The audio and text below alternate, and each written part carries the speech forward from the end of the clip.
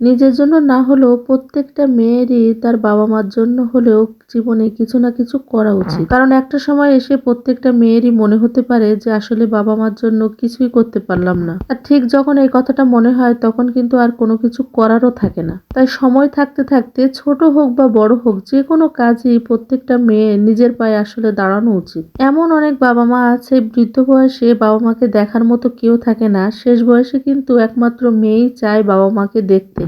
যদি মেয়ে কোনো কিছু করে মানে কোনো চাকরি বাকরি কিংবা যে কোনো কিছু ছোট হোক বা বড় হোক তাহলে কিন্তু সে একটা শান্তি পায় যে তার বাবা মার জন্য কিছু করতে পারছে। আর যখন করতে পারে না এর চেয়ে অশান্তি মনে হয় আর কোনো কিছুতেই নেই একটা মেয়ের জন্য। সত্যি কথা বলতে বয়স যখন কম থাকে তখন আমরা বুঝতে পারি না আসলে যে আমাদের জন্য কোনটা ভালো, মনে করি জীবনটা হয়তো বা এইভাবেই চলে যাবে। বিশেষ করে একটা মেয়ের যখন বিয়ে হয় বাবা মা তো কিছু না কিছু করে, হয়তো বা চাকরি, না হয়তো ব্যবসা, না হলো কৃষিকাজ, যে কোনো কিছু তো বাবা মা করে, বাবা করে, হয়তো বা মা হাউসওয়াইফ থাকে, অনেক সময় বাবা মা দুজনেই চাকরি করে। আর একটা মেয়ে যখন কোনো কিছুই করে না শ্বশুর বাড়িতে চলে যায় তখন কিন্তু এই বাবা মা যখন বৃদ্ধ বয়সে কোনো কিছু করতে পারে না, কোনো কিছুর দরকার হয় তখন কিন্তু সবসময় একটা মেয়ে তার স্বামীর কাছে কিন্তু চাইতে পারে না, তখন এর চেয়ে অসহায় মানে আর কোনো কিছুতেই লাগে না। আর একটা মেয়ে বাবা মাকে কোনো কিছু দিতে পারলে তার চেয়ে সুখ, তার চেয়ে শান্তি আর অন্য কিছুতে আছে বলে মানে মনে হয় না, একটা মেয়ে হিসেবে আমার যেটা মনে হয়। আজকের এই কথাগুলো বলছি কারণ আমার আশেপাশে অনেক মানুষ এরকম দেখেছি, আসলে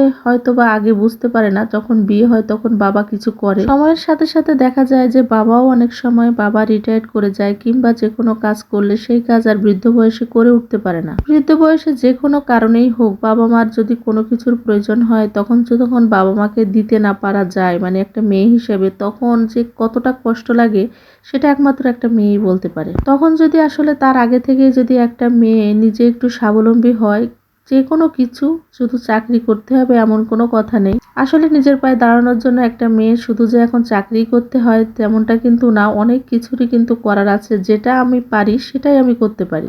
রান্না বান্না থেকে শুরু করে মনে করেন যে যে কোনো কিছু, এখন তো একটা মেয়ে রান্না করেই অনেক কিছু করতে পারছে, বিশেষ করে এই যে ইউটিউবে ব্লগ চ্যানেলগুলো খুলছে, হয়তো বা একটু সময়ের ব্যাপার কিন্তু আস্তে আস্তে কিন্তু এর থেকে অনেকেই অনেক কিছু করতে পারছে। কারণ একটা সময় এসে আমরা কিন্তু বুঝতে পারি না, সময়ের সাথে সাথে কিন্তু আমরা বুঝতে পারি, যত সময় পার হয় তত যায় দিন। কথায় আছে একটা, যায় দিন ভালো আসে দিন খারাপ। সামনে কি দিন আসছে সেটা আমরা বলতে পারবো না, কিন্তু যেটা যাচ্ছে সেটা বলতে হবে যে আলহামদুলিল্লাহ সেটা ভালো ছিল।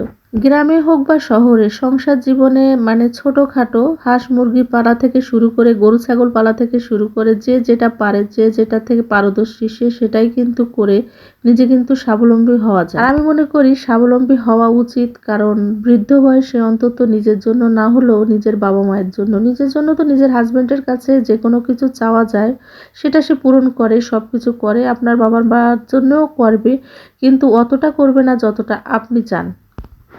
তখন কিন্তু একটা মেয়ে না কোনো কিছু বলতে পারে তার স্বামীকে, না বলতে পারে তার বাবা মাকে, যদি নিজে কোনো কিছু করতে পারে, নিজে একটা হাঁস মুরগি পুষলেও কিন্তু সেটা বিক্রি করে 2 পয়সা পেলে সেটাও কিন্তু তার বাবা মাকে দিয়ে হেল্প করতে পারে, তখন বাবা মা কিন্তু মন থেকে খুশি হয়।